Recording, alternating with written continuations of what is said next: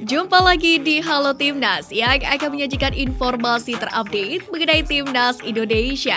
Di antaranya, pelatih Lebanon akui kualitas Timnas U22 Indonesia. Alfeandra Dewangga ungkap kekurangan Timnas Indonesia U22.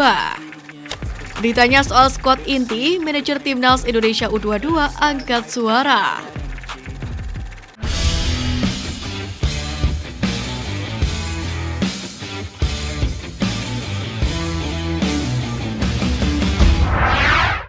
Pelatih Lebanon akui kualitas Timnas U22 Indonesia.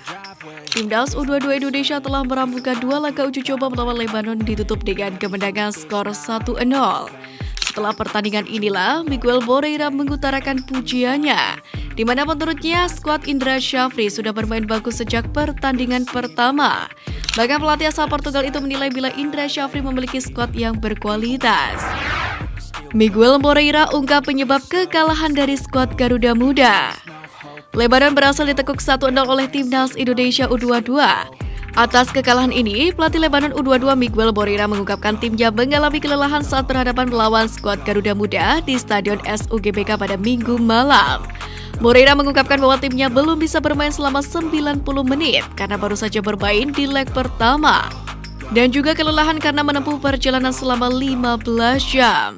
Sementara itu setelah 2 laga uji coba melawan Timnas U22 Indonesia, selanjutnya Timnas Lebanon U22 akan melakukan persiapan untuk turnamen West Asian Football Federation atau WAFF Championship. Lebanon dapat manfaat dari kekalahan kedua. Lebanon mendapatkan manfaat dari kekalahan di leg kedua melawan Timnas Indonesia. Pelatih Timnas U22 Lebanon Miguel Moreira mengaku mendapatkan pelajaran setelah dikalahkan Timnas U22 Indonesia. Pertama-tama pelatih asal Portugal itu mengucapkan terima kasih kepada Indonesia. Hal tersebut didasari dari adanya undangan untuk menggelar laga uji coba. Moreira dalam hal ini banyak mengambil hikmah atas laga melawan Indonesia. Hikmah yang dimaksud yakni diyakini mengetahui apa yang menjadi kelemahan timnya. Hal itu bisa dijadikan acuan sebagai bahan evaluasi. Alfeandra Dewangga ungkap kekurangan Timnas Indonesia U22.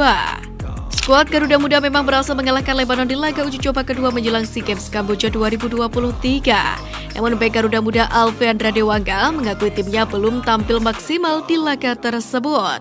Pemain PSIS Semarang itu menyadari bahwa tim asuhan Indra Syafri tersebut masih banyak melakukan kesalahan. Salah satunya adalah passing kontrol yang dirasa masih kurang maksimal. Selain itu, Dewangga juga mengatakan koordinasi antar pemain khususnya dari lini belakang ke lini tengah tidaklah optimal. Pemain PSIS Semarang itu menyadari bahwa kekurangan tersebut harus segera diperbaiki menjelang SEA Games 2023 mendatang.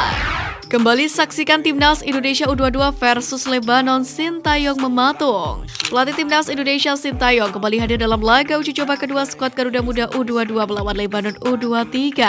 Namun sedikit berbeda kali ini penampilan Garuda Muda tampaknya mampu membuat Sintayong mematung. Dia seakan tak beranjak sedikit pun dari bangkunya. Mata pelatih Timnas Korea Selatan itu pun terlihat sesekali menggerakkan kepalanya. Tatapannya bahkan tak teralihkan dari lapangan. Penampilan Timnas Indonesia U22 kali ini pun terbilang membaik. Rizky Ridho dan kolega tampak lebih percaya diri untuk tampil kali ini. Ditanya soal skuad inti, manajer Timnas Indonesia U22 angkat suara.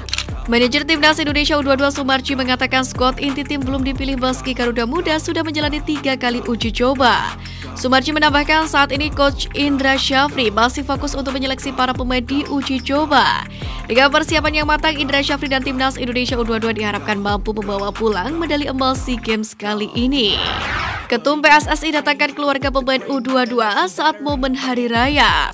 Pelatih Timnas Indonesia U22 Indra Syafri mengatakan ia mendapatkan arahan dari Ketua Umum Persatuan Sepak Bola Seluruh Indonesia atau PSSI Erick Thohir. Bahwasanya nanti di Lebaran Idul Fitri 2023 akan mendatangkan keluarga dekat para punggawa Timnas U22, yakni sebelum berangkat ke SEA Games Kamboja pada Mei mendatang. Rencananya keluarga pemain Timnas U22 akan didatangkan sekitar setelah Lebaran pertama. Di kesempatan yang sama, Indra Syafri juga mengungkapkan timnya akan segera diperkuat beberapa pemain yang belum bergabung karena masih membela klubnya masing-masing.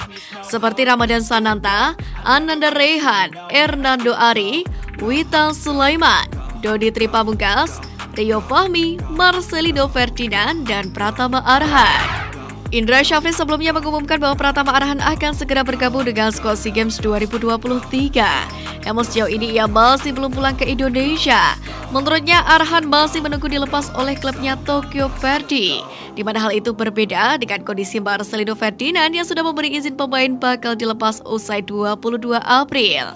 Walau belum mendapatkan izin untuk pulang, nyatanya Tokyo Verdy masih belum memberikan kesempatan bermain untuk Pratama Arhan, di mana di laga terbaru pemain asal Blora ini kembali tidak masuk dalam skuad.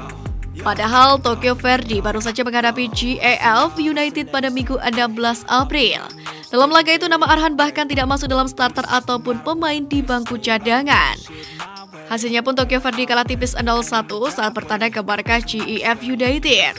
Sementara itu Pratama Arhan sudah dinantikan untuk bergabung ke timnas Indonesia U22 yang bakal tampil di SEA Games 2023 Kamboja.